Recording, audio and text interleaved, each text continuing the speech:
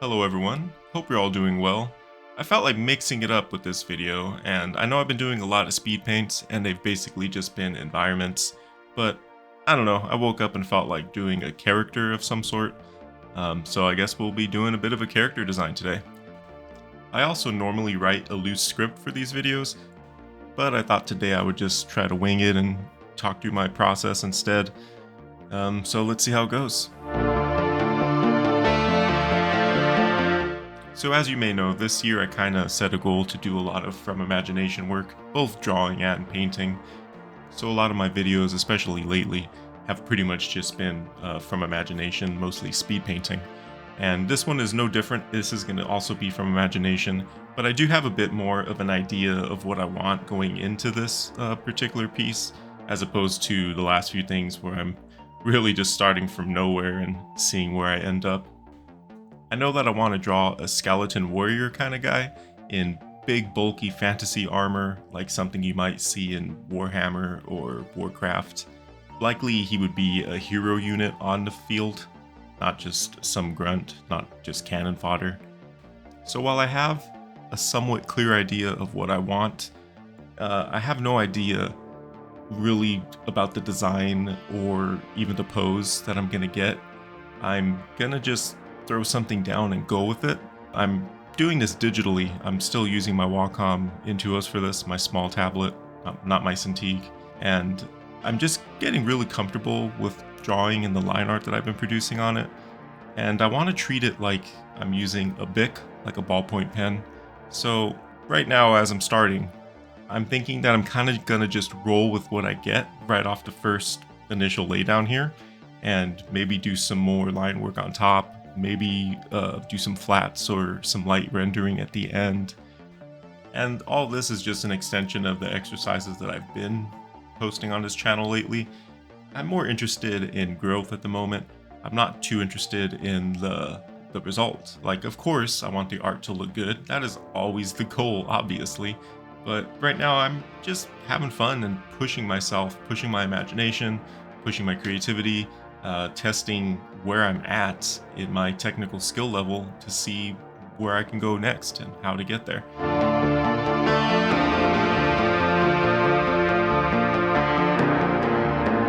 So you see my sketch came together really quickly. Obviously this is sped up very fast. This is a little over 4 hours in like 10-15 minutes. So it came together very quick for you. And overall I'm happy with what I came up with. The initial sketch has enough information there for me to zoom in and figure everything out with the second pass of line work. For this, I'm keeping the brush very small. I want to really maintain that sketchy feel and all that kind of kinetic energy that the sketch has. I want that to translate into my second pass, because the second pass is likely going to be as far as I take the line work. And right now I'm thinking that even if I do render this at the end, I'm gonna leave the line work. I don't want to get rid of the line work for this one. I think that the line work really helps the grunginess of what this guy is. Being an undead warrior dude out on a battlefield, the sketchy nature of the line work, it needs to be retained, I feel. So I don't want to do too many passes where I clean up the line work. I really just want to keep that kinetic energy of the sketch. I hope at the end it'll pay off. So let's talk a little bit about this guy's design. You know, obviously, skeleton dude, armor, easy to read. But the whole time that I'm drawing, and I've brought this up before, no matter what I'm doing with my art, painting, drawing, whatever it is, I'm always thinking of how I can tell a story. And, you know, this guy could just be skeleton and armor. It's nothing new. Even with the little flourishes that I've added, it's still not necessarily anything new. It's still rather generic. But I always got to tell some sort of story. Like, how can I make this guy unique? How can I make him different? And all that kind of started with the silhouette. I could have given him a cloak, a cape of some sort, which is pretty common in this kind of design, but I decided instead to do the cloth coming out of the pauldrons. It breaks up his silhouette in a nice way, I feel. It's a little different. It almost has a little bit more of a mage caster kind of vibe to it as well. Even though he's got big plate armor, I feel that the cape adds a little bit of elegance to this guy. He's got the banner on his back, which also breaks up the silhouette. But not only that, also implies that, you know, this isn't just someone who's sitting at a desk commanding the army. This guy is out on the field and he has the banner because he's leading his troops in. The opposition's gonna see this dude and fear him. He's got this like runic tombstone looking thing behind his head. Don't really know what that's about, but I just thought that it was a cool like back piece. He's lined with bones from his enemies. He's got this belt that looks like it was made from an alien creature or something like that. I don't know. And all this might not even come across to the viewer, which is unfortunate, but it's also okay. All that really matters is me, the artist. I'm sitting here and I'm thinking of all these ways to make this guy unique. What makes this guy's story worth telling? And coming up with all this lore and backstory about why he has all these things on him or what he does, what he is. All that stuff excites me.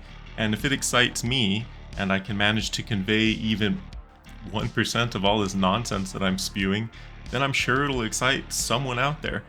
Hopefully a bunch of people out there. And that's what good design is to me. That's what good storytelling is. It being relatable or it just being interesting. And you know, that I feel is our job as artists.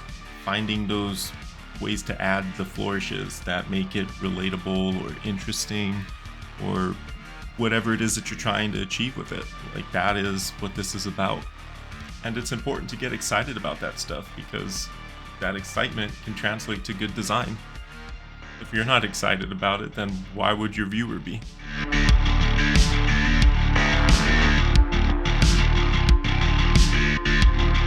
Alright, so let's get back to what I'm doing here. The sketch is almost done, and I have decided that I'm going to render him. I'm not going to paint him like I've been with the mixer brush and aiming for that like really textured traditional painterly look. I'm not going to do that here. I think I'm just going to use very simple grayscale to color rendering techniques. Just enough to give him some form and make him pop. He's going to have a lot of different colors, so I think that the easiest way for me to do this would be to just fill his silhouette with a solid color. I'm going to use white for that. And now on top of that white color, on different layers, I'm also going to fill in every part that's going to be a separate color is going to be its own layer. And I'm using different tones of gray for that right now. The color doesn't really matter. I'm actually going to turn those into their own layer masks.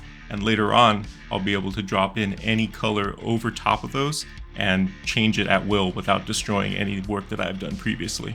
It's a bit of a pain to set up in the beginning, but once you do it, it gives you a lot more flexibility when you're coloring from grayscale to color.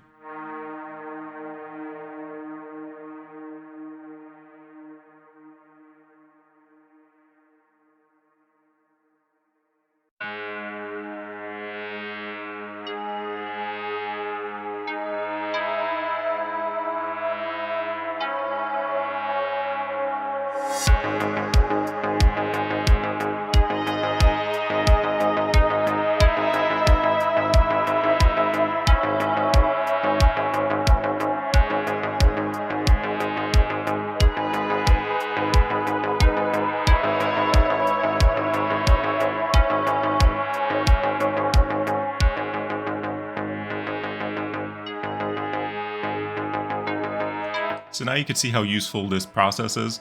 With everything that's going to be a separate color on its own layer, I can just drop in any color that I want per layer and play with so many color combinations without having to repaint anything. It's super simple, super easy and intuitive. Like I said, a bit of a pain to set up, but once you do, it's undeniably powerful. And right now I'm just playing with flat colors. I'm just trying to get a feel for how I want them to look before I go in and do the grayscale rendering. I actually played with the color combinations much more than I showed here. I just wanted to leave some of it in to kind of show you the power of being able to switch back and forth. But really, the power in this is being able to change colors at any time of the process moving forward. After I do the grayscale render, I can again change them all over and over. If this was for a client, I could show them like 8, 12, 14 different color combinations and have them pick one. It's super useful. Once I got a feel for my flat colors, it's time to start with the grayscale. Now you could have done the grayscale first and then played with the colors later, but I wasn't entirely sure I was going to do this step, so I did the flat colors first. But anyways, to render this, I'm actually going to just be using solid black on my white layer mask. that I have. If you remember, everything's set to its own layer anyways, so I'm going to be doing one section at a time. And for this part, I'm pretty much just going to be using one brush that I made. It's got one side that's a hard edge and the other side is a soft edge. And I have it set to pen direction. So if I swipe right, it has the hard edge on the bottom, and if I swipe left, the hard edge is on the top. And you could see you could establish your lights and your shadows very quickly with this kind of a brush. It's very easy to make, but you can of course achieve the same thing with the lasso tool and any soft brush, like the soft round. And honestly, this is the part of the process where you refill your coffee or you get a different drink, you put on some music or something. This is where it gets a little bit more mindless, a little bit more therapeutic. You just got to be mindful of where your light source is, where you want your shadows to be. And you know, that could be as complicated or as simple as you'd like. I'm going with a simple one directional light source, nothing too crazy. But you can of course still paint super complicated light. Like I could make the armor reflective and actually paint those reflections now in Grayscale. But for the sake of keeping it easy, I'm gonna leave the metal matte instead of shiny. So that way I just have to kind of shade it more as a primitive shape instead. I know a lot of people struggle with coloring from Grayscale, and I'm certainly not an expert at it. I struggled with it for many years before I got even this decent at it. My biggest advice would be to really focus on like your ambient occlusion. You want your darkest darks to actually be dark. Go darker than you think you need to even, because it'll look better. You want to make sure that the white areas are very sparse and only for your highlights, because when you're adding color on top of a Grayscale, the white is basically no information for the color to grab. So without any sort of gradation to a darker color, it's not going to look right. It's going to look really cheap. And like right now, I have too much white in mine. And you could fix that easily by starting from like a 20% gray or something like that.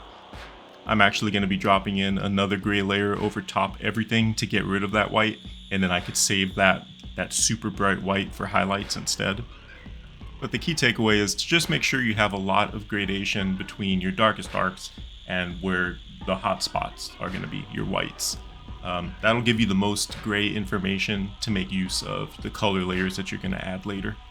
And also don't be afraid to paint over top of all this either. Like the best Grayscale to color artists that I've seen, the Grayscale is really just the beginning. It's just a stepping stone. You're still going to need to add a lot of color variety, especially if we're dealing with like flesh tones. You have to add a lot more color to get some hue variety in there. Otherwise it just looks kind of dead, which is a problem that I see a lot when people who struggle with color in Grayscale. So don't be afraid to add more color after the fact. Paint on top of your Grayscale at the end, add lights on their own layers, highlights on their own layers, shadows on their own layers. Just use it basically as a base coat.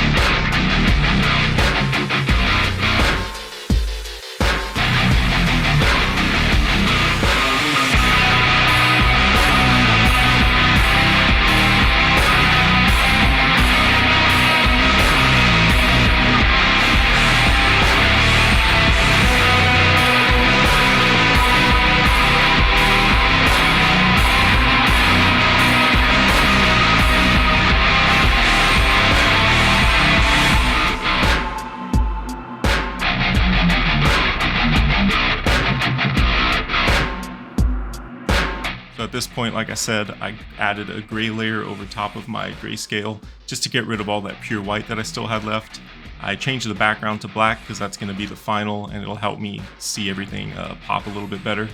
And I noticed that he needs a little bit more ambient occlusion. There's not enough shadow. I just want him to be a little darker. He's got a bit of a gothic look to him. He is a skeleton after all. Like, I want him to just be darker.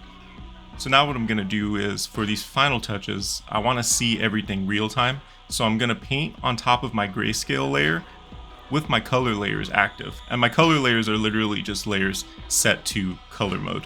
So using a similar brush that I was using before, this one's basically the same thing. It just has a little bit more texture, a little bit more tooth to it. I'm going to go over all the parts that I think need to be a little darker, just add that occlusion. And I'm still just using solid black on my grayscale layer. I can just see everything happen real time now because, again, I have my color layers active and they're set to color. In the end, I bring back some highlights just by painting back in some of that white that I removed. I get rid of the black background so I can kind of clean up the edges, because I realized at one point I didn't have my layer locked, so I kind of painted outside of it. No big deal, just erase that away. Add a little bit of a white, grayish kind of background to the black just to make them pop a little bit more so it's not pure black. Just break it up a little bit. And I think we can call this guy done.